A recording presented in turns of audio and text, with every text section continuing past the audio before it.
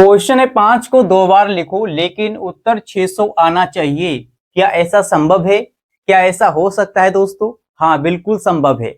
नमस्कार दोस्तों, कैसे हैं आप सभी? स्वागत है आप सभी का। आज के इस वीडियो में हम गणित की एक ऐसी पहेली को सॉल्व करने वाले हैं जिससे कि आप अपने टीचर्स को, अपने दोस्तों को, अपने घर परिवार में सभी लोगों को हैरान कर सकते हैं। ये गणित की एक ऐसी पहेली है, आप उनसे मजा ले सकते हैं। इसीलिए इस पहेली को बनाया गया है कि 5 को 2 बार लिखो लेकिन 600 आना चाहिए।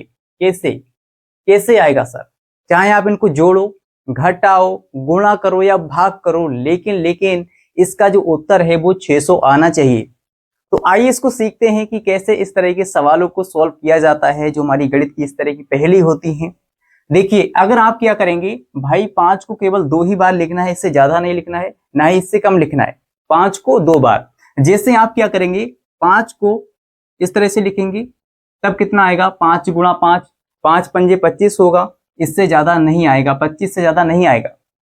अगर आप सोच रहे हैं कि हम इसको घटा के ले आएंगे, जैसे 5 में से 5 जाएगा तो भैया 0 बचा, ये 600 कैसे आएगा? अगर कई बच्चे सोच रहे हैं इसको हम जोड़ के ले आते हैं तो 5 को 5 यानी 2 बार लिखेंगे, 5 5 10 होता है। ज्यादा नहीं लिखना है, 2 से ज्यादा नहीं लिखना है, ठीक है? 2 बार से ज्यादा नहीं लिखेंगे, ना ही कम लिखेंगे। अब कई बच्चों के मन में ये भी सवाल आ सकता है कि सर अगर हम 5 से 5 को भाग दें तब भी नहीं आएगा। देखिए, अगर आप 5 से क्या करेंगे, 5 को भाग देंगे तो कितना आएगा? 1 आएगा। भाई 5 एकम 5, 5 एकम 5, 5 को हम 2 ही बार लिख सकते हैं, इससे ज्यादा नहीं, इससे कम नहीं। तो ना तो जोड़ने पर आ रहा है, ना घटाने पर आ रहा है, ना गुणा करने पर आ रहा है, ना भाग करने पर आ रहा है। भैया कैसे आएगा 600? ये कैसा सवाल है? ये कैसी पहेली है? तो यहीं पर मजा आता है, जब आप पूछेंगे अपने दोस्तों से, रिश्तेदारों से, टीचरों से, तो आपको बहुत ज्यादा मजा आएगा और इस मजे को आप क्या करेंगे, अंदर ही अंदर महसूस करेंगे। ठीक है, तो देखिए यहाँ पर ना तो जोड़ने पर, ना घटाने पर, ना गुणा करने पर, ना भाग करने पर आ रहा है। अब बहुत से बच्चों के मन में ये सवाल आ जाएगा कि सर अगर हम 5 को इस तरह से लिख लें, 5 की घात 5, हमने 2 ही बार लिखा है, आपने बोला था 2 से ज्यादा नहीं, 2 से कम नहीं, है ना? 5 को 2 बार लिखना है। तो यहाँ पर देखिए, जब आप 5 की पावर 5 लगाएंगे तो यहाँ पर कितना आ जाएगा? इसका मान कितना आएगा?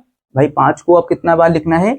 5 बार लिखना है, इस तरह से, इस तरह से। ठीक है, तो देखिए कितना आ जाएगा? 5 पंजे 25, 25 पंजे कितना होता है? 125 होता है। फिर 125 पंजे भैया 625 हो जाएगा। तो 625 का फिर 5 से गुणा करेंगे, है ना? तो कितना आ जाएगा? 5 पंजे 25 का 5 हासिल 2, 5 दूनी 10, 2 12 का 2 हासिल 1, 6 पंजे 30 और 1 31, यानी 31 25 आ गया। इसका आंसर कितना आ जाएगा? 31 25। लेकिन हमें लाना कितना है? हमें तो लाना भैया 600।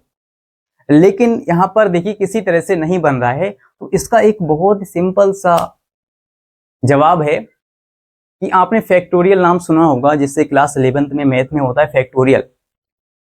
फैक्टोरियल, इसका साइन ये होता है। ठीक है, जैसे हमें लिखना है 5 फैक्टोरियल ना, फैक्टोरियल 5, तो इस तरह से लिखेंगे, या तो आप इसको इस तरह से भी लिख सकते हैं। फैक्टोरियल का चिन्ह ये होता है, ये भी होता है। ठीक है, फैक्टोरियल 5।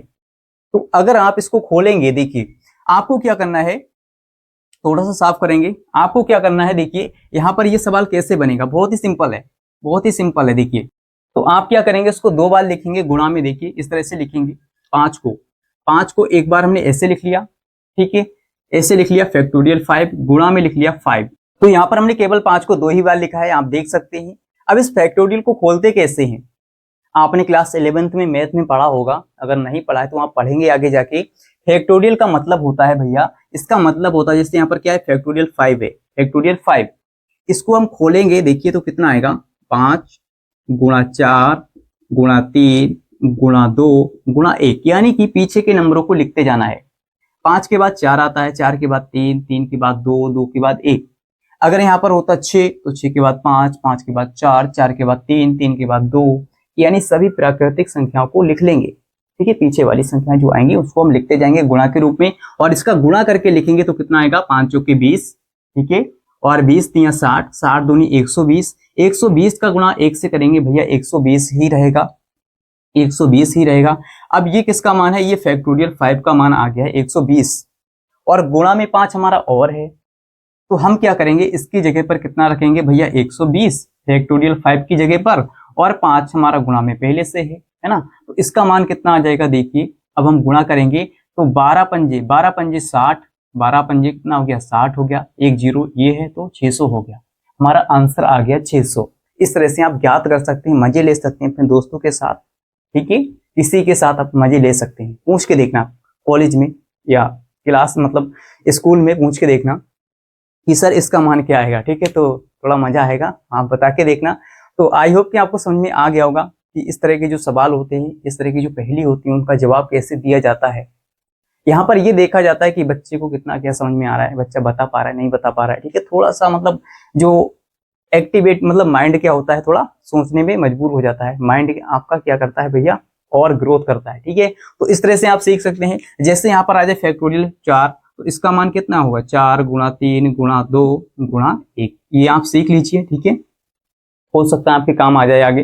तो इस तरह से आप इसको सॉल्व करके बता देंगे। तो आई होप कि आपको बहुत ही बिंदास तरीके से, बहुत ही आसान तरीके से समझ में आ गया होगा। तो अगर आपको ये पहली अच्छी लगी है, अगर आपको ये वीडियो अच्छा लगा है, तो इस वीडियो को लाइक शेयर कर दीजिए। अगर आपने अभी तक नहीं किया है, और कमेंट में लिख दीजिए कि हाँ सर जी हमें समझ में आ गया है कि इस तरह के सवालों को कैसे सॉल्व किया जाता है।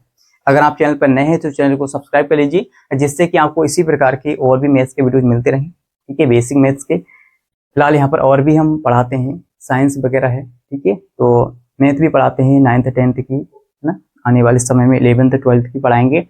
तो अगर आपने चैनल को सब्सक्राइब नहीं किया तो कर लीजिए। और दोस्तों मिलते हैं अगले वीडियो के साथ। आज के लिए इतना ही। जय हिंद।